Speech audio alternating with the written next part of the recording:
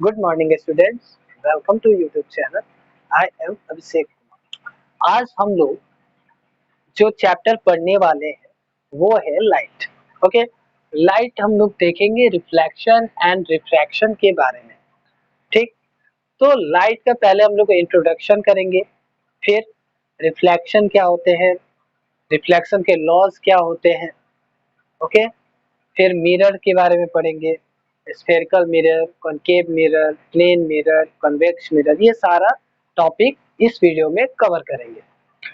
इससे क्या होगा, जब हम लोग इस टॉपिक को अच्छे से क्लियर कर पाएंगे ना, तो इससे रिलेटेड जितने भी टाइप्स के न्यूमेरिकल्स है उसको इजिली हम लोग सॉल्व कर पाएंगे। ओके, इसलिए हमको पहले इस कॉन्सेप्ट को, इस चीजों को बारीकी से समझना होगा। तो स्टार्ट करते हैं। फर्स्ट है, व्हाट इज लाइट। लाइट है क्या? तो it is a form of energy. Simple language, यह क्या है? एक एनर्जी का फॉर्म है that enables us to see around us. इसके थ्रू ही, लाइट के थ्रू ही हम लोग अपने चारों तरफ देख सकते हैं किसी भी वस्तु को, है ना। It can travel through medium as well as through vacuum. यह मीडियम के साथ साथ वैक्यूम में भी ट्रेवल करते हैं। जैसा कि हम लोग साउंड के बारे में जानते हैं कि साउंड को ट्रेवल करने के लिए कोई मीडियम की जरूरत होती है, लेकिन लाइट में ऐसा नहीं है। लाइट में मीडियम भी चलेगा और वैक्यूम भी चलेगा, इससे ये मैटर नहीं करता है। ठीक है, तो लाइट हो गया। अब लाइट में दो टाइप्स के ऑब्जेक्ट हम लोग जानते हैं, 8 क्लास में पढ़े होंगे क्या, कि दो टाइप्स के ऑब्जेक्ट होते हैं, एक ल्यूमिनियस ऑब्जेक्ट होते हैं और दूसरा एक ल्यूमिनियस ऑब्जेक्ट होते हैं और दूसरा क्या होता है? नॉन ल्यूमिनियस होता है। तो ल्यूमिनियस ऑब्जेक्ट क्या होता है? जिसका खुद का अपना लाइट होता है, वो होता है ल्यूमिनियस ऑब्जेक्ट। और नॉन ल्यूमिनियस ऑब्जेक्ट क्या होता है? जिसका खुद का अपना लाइट नहीं होता है, उसको बोलते हैं नॉन ल्यूमिनियस ऑब्जेक्ट। जैसे जैसे इसमें मान लेते हैं सन, क्या मानते हैं? सन, टॉर्च, बल्ब, है ना, ये सब आपका ल्यूमिनियस ऑब्जेक्ट में आ जाएगा। और नॉन ल्यूमिनियस में क्या आएगा? कुछ भी ले लो, चेयर ले लो, है ना, चेयर, बोर्ड, ये सब सारा आपका नॉन ल्यूमिनियस ऑब्जेक्ट में आ जाएगा।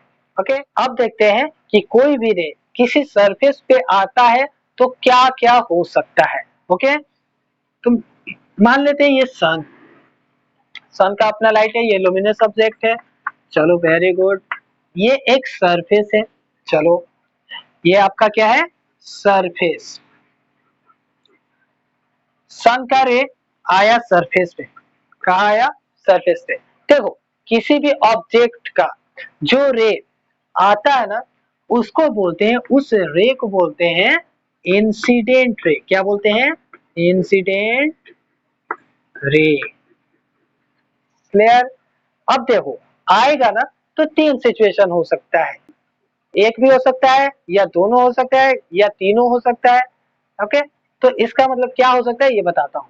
देखो, मान लो एक रे आया सन से, तो ये जो लाइट है वो एब्जॉर्ब भी हो सकता है।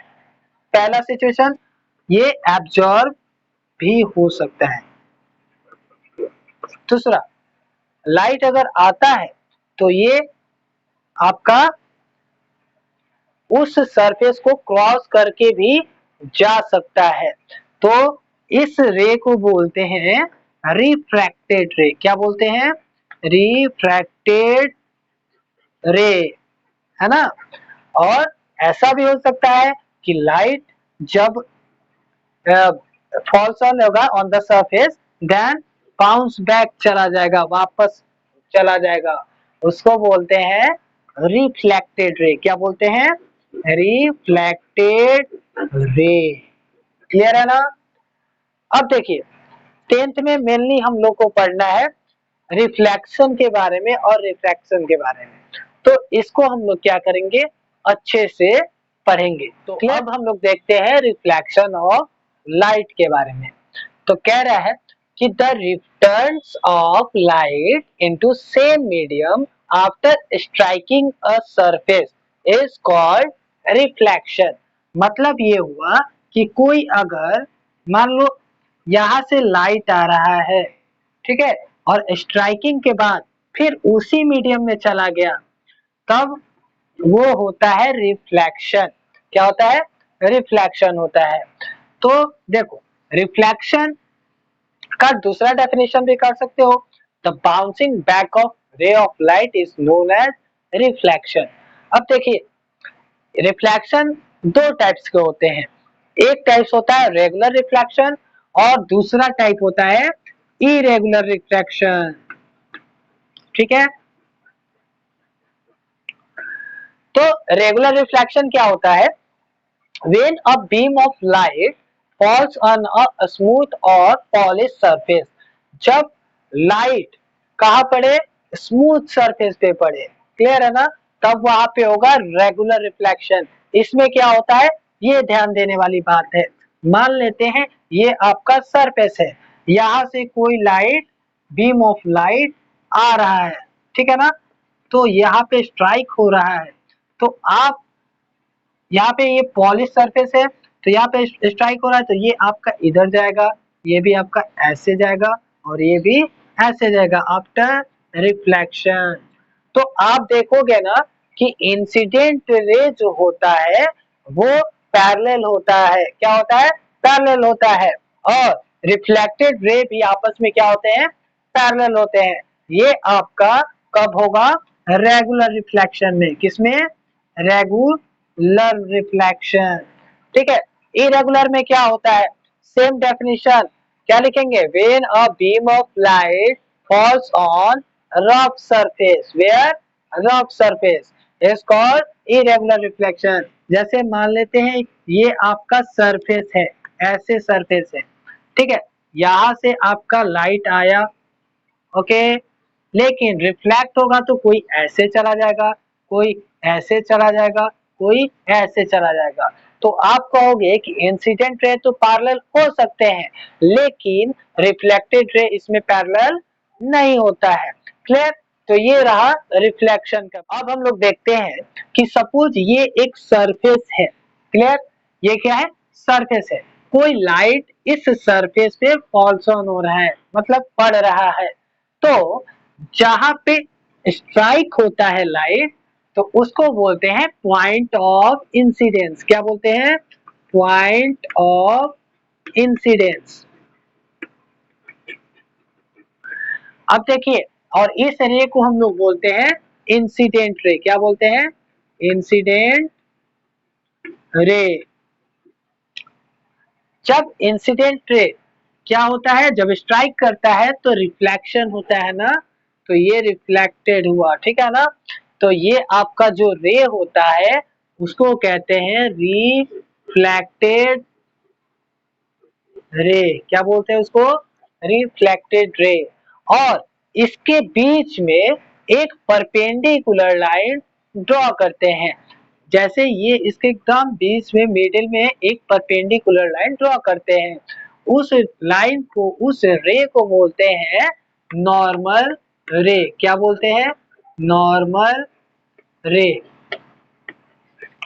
अब देखिए, ये नॉर्मल, ये हुआ आपका इंसिडेंट रे और ये हुआ आपका नॉर्मल रे। ये दोनों के बीच में जो एंगल बन रहा है उसको बोलते हैं एंगल ऑफ इंसिडेंट। तो बोलोगे इंग्लिश में कैसे? The angle formed between incident ray and normal ray is called angle of incidence. अब देखिए, सेम नॉर्मल रे और रिफ्लेक्टेड रे के बीच में जो एंगल बन रहा है वो होता है एंगल ऑफ रिफ्लेक्शन। क्या बोलते हैं? The angle form between normal ray and reflected ray is called angle of reflection. Clear है ना? तो देखिए, हम लोग को दो लॉ है रिफ्लेक्शन का, वो दोनों लॉ देखना है। Law of reflection. First law है फर्स्ट लॉ है कि जो नॉर्मल रे, देखो इसमें तीन रे है ना, कौन सा, इंसिडेंट, नॉर्मल और रिफ्लेक्टेड।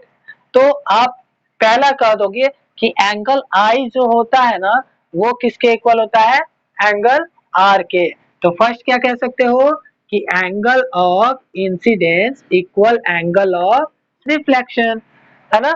और सेकेंड होता है ये तीनों रे को लिख देना। क्या लिखना, incident ray,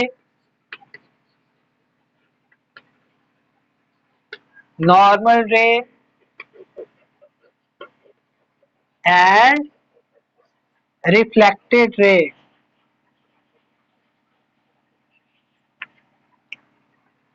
lie on the same plane। क्या होता है, lie on the same plane। बस ये जो था रिफ्लेक्शन का दो लॉ था जो हम लोग को याद रखना है। अब हम लोग देखेंगे formation of image by reflection. Reflection के बाद जो इमेज कैसे बनता है, तो कभी भी जब भी इंसिडेंट रे रिफ्लेक्शन के बाद दो इंसिडेंट रे अगर मिलता है, कहीं भी दो पॉइंट मिलते हैं तो वहीं पे इमेज क्या होता है, फॉर्म होता है।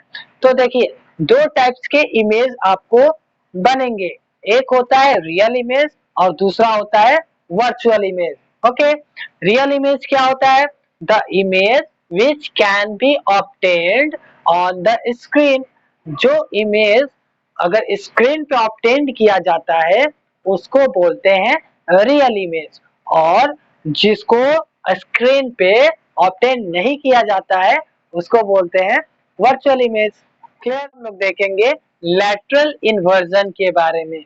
ये लैटरल इन्वर्जन क्या होता है, तो हम लोग देखते हैं जो हम लोग के घर में मिरर होता है, तो हम लोग का लेफ्ट हैंड राइट हैंड दिखता है मिरर में और राइट हैंड लेफ्ट हैंड दिखता है, वही होता है लैटरल इन्वर्जन।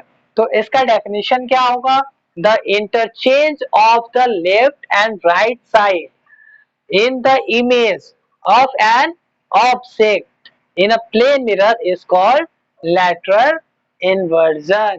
अब हम लोग देखते हैं characteristics of the image formed by a plane mirror। Plane mirror से क्या क्या कैरेक्टरिस्टिक्स देखने को मिलेगा, तो पहला होता है अपराइट, मतलब सीधे, ठीक है ना। दूसरा होता है वर्चुअल, मतलब क्या होता है, वर्चुअल का डेफिनेशन हम लोग क्या पढ़ते हैं, जिसको हम लोग स्क्रीन पे ऑब्टेन नहीं कर सकते उसको वर्चुअल कहते हैं। तो प्लेन मिरर में वर्चुअल इमेज बनेगा। थर्ड होता है सेम साइज, मतलब जितना साइज ऑब्जेक्ट का रहता है उतना ही साइज इमेज का बनता है। और फोर्थ है लैटरली इन्वर्टेड। लैटरली इन्वर्टेड हम लोग जानते हैं कि लेफ्ट साइड को राइट साइड दिखाएगा और राइट साइड को लेफ्ट साइड दिखाएगा। यही है आपका प्लेन मिरर का कैरेक्टरिस्टिक्स। देखते हैं स्फेरिकल मिरर के बारे में। तो स्फेरिकल मिरर है a reflecting surface which is a part of spherical mirror. ऐसा रिफ्लेक्टिंग सरफेस जिसका क्या हो, वो पार्ट स्फेरिकल मिरर से हो। जैसे कि मान लेते हैं कि ये आपका स्फेयर है, क्या है, स्फेयर है, या तो इसका रिफ्लेक्टिंग रिफ्लेक्टिंग सरफेस आउटवर्ड होगा या फिर रिफ्लेक्टिंग सरफेस क्या होगा, इनवर्ड होगा। तो ये आपका स्फेरिकल मिरर होता है। तो इसमें जो स्फेरिकल मिरर होता है वो दो टाइप्स के होते हैं। पहला होता है कॉनकेव मिरर, क्या होता है, कॉनकेव मिरर, और दूसरा होता है कॉन्वेक्स मिरर।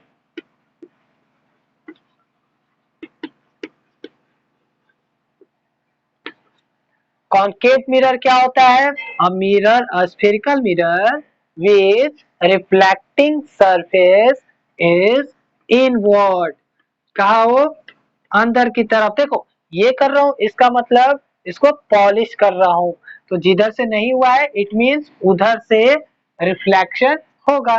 तो कॉनकेव मतलब, केव मतलब होता है गुफा, यानी रिफ्लेक्टिंग सरफेस अंदर की तरफ हो तो वो हो जाता है कॉनकेव मिरर। और जब रिफ्लेक्टिंग सरफेस बाहर की तरफ हो तो ये हो जाता है कॉन्वेक्स मिरर। तो इसको डिफाइन कैसे करेंगे? A spherical mirror which reflecting surface is inward is called concave mirror. A spherical mirror which reflecting surface is outward is called convex mirror. अब हम लोग स्फेरिकल मिरर के कुछ टर्म्स को देखेंगे कि सेंटर ऑफ कर्वेचर किसे कहते हैं, रेडियस ऑफ कर्वेचर क्या है, पोल क्या है, प्रिंसिपल एक्सिस क्या है, फोकस क्या है, फोकल लेंथ क्या है। तो इसको देखेंगे। तो देखिए, जो स्फीयर का एग्जैक्टली जो सेंटर होता है वही आपका होता है सेंटर ऑफ कर्वेचर। ये क्या होता है आपका सेंटर ऑफ कर्वेचर। क्लियर। और रेडियस ऑफ कर्वेचर क्या होता है, यहां से लेके और ये स्फीयर के सरफेस तक का जो डिस्टेंस होता है वही होता है आपका रेडियस ऑफ कर्वेचर। फिर देखिए पोल क्या होता है, तो ये स्फीयर के एकदम एग्जैक्टली मिड पॉइंट ही पोल होता है। क्लियर है ना। अब देखिए प्रिंसिपल एक्सिस क्या होते हैं, तो प्रिंसिपल एक्सिस ये आपके लाइन, ये जो लाइन होता है ना, ये इसी लाइन को क्या बोलते हैं हम लोग, प्रिंसिपल एक्सिस बोलते हैं। What is focus? फोकस क्या होता है, फोकस होता है सेंटर ऑफ कर्वेचर और पोल के एग्जैक्टली बीच में जो पॉइंट होता है वही होता है फोकस। और फोकल लेंथ क्या है, same. The distance between focus and pole is called focal length. अब हम लोग देखेंगे इमेज फॉर्मेशन के बारे में, मतलब कि कॉनकेव मिरर और कन्वेक्स मिरर में इमेज कैसे फॉर्म होते हैं। तो देखिए हम लोगों को रूल है चार, वो याद रखना है। क्या कि ये आपका मान लीजिए क्या है, कॉनकेव मिरर है, ठीक है, क्या है कॉनकेव मिरर। और ये क्या होता है, पॉइंट पता है, ये होता है पोल। और यहाँ से एकदम एग्जैक्टली बीच में का क्या होता है, कर्वेचर होता है। और कर्वेचर और पोल के बीच में क्या होता है, फोकस होता है। क्लियर है ना। अब देखिए फर्स्ट रूल कहता है कि जब भी कोई रे जब भी कोई ray parallel to principal axis आएगी, मतलब क्या, इधर से कोई भी रे आ रहा है एकदम पैरेलल टू प्रिंसिपल एक्सिस, तो क्या होता है, आफ्टर रिफ्लेक्शन, यहाँ पे जाएगा तो रिफ्लेक्ट होगा ना, तो after reflection it go from focus. कहा से जाता है, फोकस से। ये पहला था, ठीक है ना, कि जब भी पैरेलल जाएगा तो रिफ्लेक्शन के बाद कहां से जाएगा, फोकस से जाएगा। ये आपका पहला रूल था।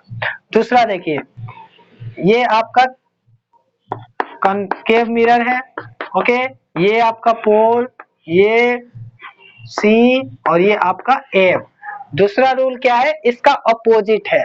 जब ये कोई रे अगर फोकस से जा रहा है तो आफ्टर रिफ्लेक्शन ये पैरेलल टू प्रिंसिपल एक्सिस जाएगा। मतलब कि कोई भी रे अगर फोकस से जाएगा तो रिफ्लेक्शन के बाद वो कहा जाएगा, पैरेलल टू प्रिंसिपल एक्सिस। ये आपका दूसरा था। अब तीसरा देखते हैं। तीसरा कहता है कि कोई भी रे अगर कर्वेचर से जा रहा है तो आफ्टर रिफ्लेक्शन ये कहा जाएगा, फिर वापस उसी रास्ता से चला जाएगा। क्लियर है ना। पहला क्या था, parallel to principal axis, after reflection go from focus.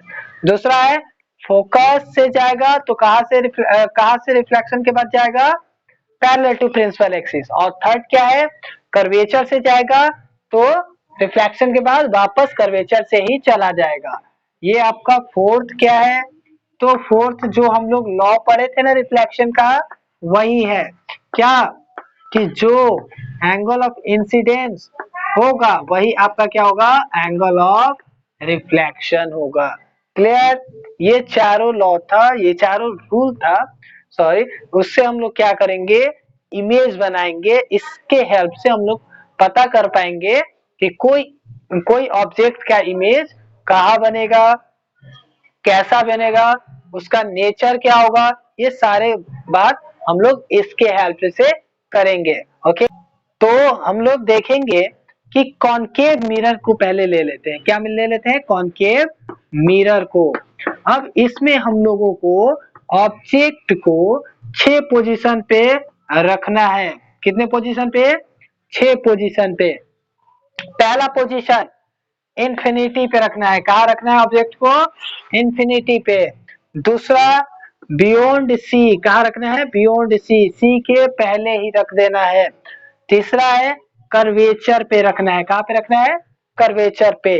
चौथा है फोकस और कर्वेचर के बीच में। और पांचवा है एड फोकस, फोकस पे। और छठवा है फोकस और पोल के बीच में कहीं भी। ठीक है, ये 6 पोजीशन ऑब्जेक्ट का है। अब हम लोग रख के देखेंगे कि इसका इमेज कहाँ बनता है और कैसा बनता है। ठीक है, तो देखिए इसमें क्या करना है हम लोग को, 6 पोजीशन पहले ऑब्जेक्ट का रखना है कि हम लोग कहाँ रख रहे हैं। दूसरा पोजीशन ऑफ इमेज, जहां रख रहे हैं तो रिफ्लेक्शन के बाद उस इमेज का पोजीशन कहाँ है, कहाँ बन रहा है। साइज, मतलब कि ऑब्जेक्ट का जितना साइज था, इमेज का कितना साइज है ऑब्जेक्ट के अकॉर्डिंग। फिर नेचर, नेचर कैसा है उसका, रियल है या वर्चुअल है। तो देखते हैं, पहला सिचुएशन है जब ऑब्जेक्ट को हम लोग कहाँ रखे थे? इंफिनिटी पे। तो रखते हैं, तो जब इंफिनिटी पे रहेगा तो सपोज कि ये कहा ले रहे हैं हम लोग, पैरेलल टू प्रिंसिपल एक्सिस। तो जब रे कोई भी पैरेलल टू प्रिंसिपल एक्सिस जाता है तो आफ्टर रिफ्लेक्शन कहाँ से आता है? From focus. कहां से चला जाएगा? फोकस से। यहां से भी जब जाएगा पैरेलल टू प्रिंसिपल एक्सिस तो रिफ्लेक्शन के बाद कहा जाएगा? फोकस से। तो हम लोग कह सकते हैं कि देखो, जहां दो रे आपस में रिफ्लेक्शन के बाद मिल रहा है वहीं पर मेरा इमेज बनता है। तो पोजीशन कहाँ रखते थे अब ऑब्जेक्ट का? इंफिनिटी पे। पोजीशन ऑफ इमेज कहाँ बन रहा है, कहाँ मिल रहा है? At F. कहाँ पे? Eight F. साइज क्या है? हाईली डिमिनिश्ड है, मतलब एकदम बिंदु इतना है, तो उसको क्या लिखेंगे? Highly diminished.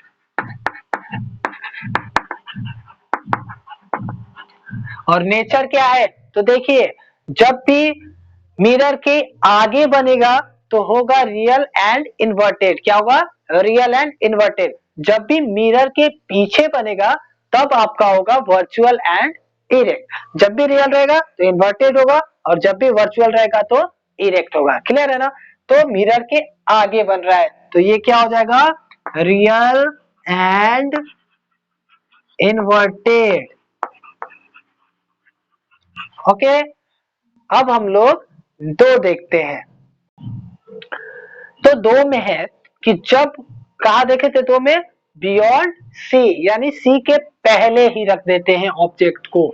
जब भी ऑब्जेक्ट रखेंगे ना हम लोग तो प्रिंसिपल एक्सिस पर ही रखेंगे। क्लियर है ना? तो देखो, जब हमने ऑब्जेक्ट सपोज ए बी यहाँ पे रख दिया तो इसका इमेज कहाँ बनेगा? तो हम लोग उस चारों रूल जो पढ़े थे कि पैरेलल टू प्रिंसिपल एक्सिस जाएगा तो फोकस से जाएगा, है ना? फोकस से जाएगा तो पैरेलल जाएगा। इसमें से चारों में से कोई दो यूज करेंगे। ठीक है, तो पहला यूज कर लेते हैं इजली वाला, यानी पैरेलल जाएगा तो फोकस से जाएगा, है ना? तो देखिए ये पैरेलल जा रहा है तो आफ्टर रिफ्लेक्शन कहां से जाएगा? फोकस से, है ना? तो सेकेंड रूल इसी में लगा देते हैं। कौन सा? फोकस से जा रहा है तो आफ्टर रिफ्लेक्शन कहा जाएगा? Parallel to principal axis. तो देखेंगे यहाँ पे कि जो इमेज बन रहा है वो यहाँ पे बन रहा है। कहाँ पे बन रहा है? यहाँ पे। यानी ये आपका उल्टा हो जाएगा, ये हो जाएगा ए और ये हो जाएगा बी। यानी मेरा जो इमेज बन रहा है वो फोकस और कर्वेचर के बीच में बन रहा है। यहाँ पे लिखेंगे सेकेंड सिचुएशन, बियॉन्ड, ऑब्जेक्ट को कहा रखे थे? Beyond C.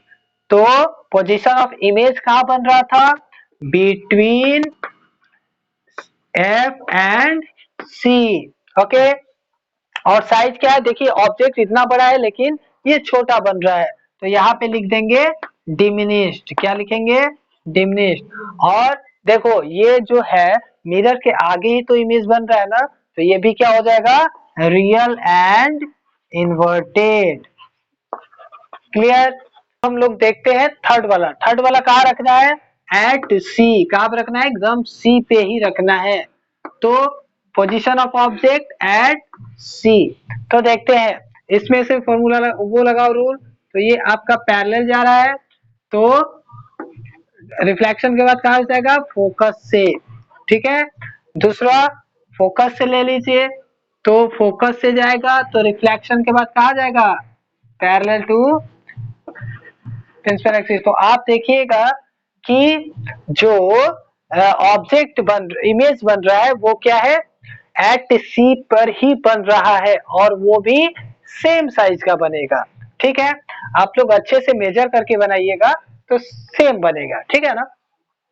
तो पोजीशन ऑफ इमेज इसका भी एट सी पर ही, और साइज सेम, और नेचर वही same, real and inverted. Clear है ना। आपको 3 बनाना है। पहला आपको क्या करना है, बिटवीन एफ एंड सी।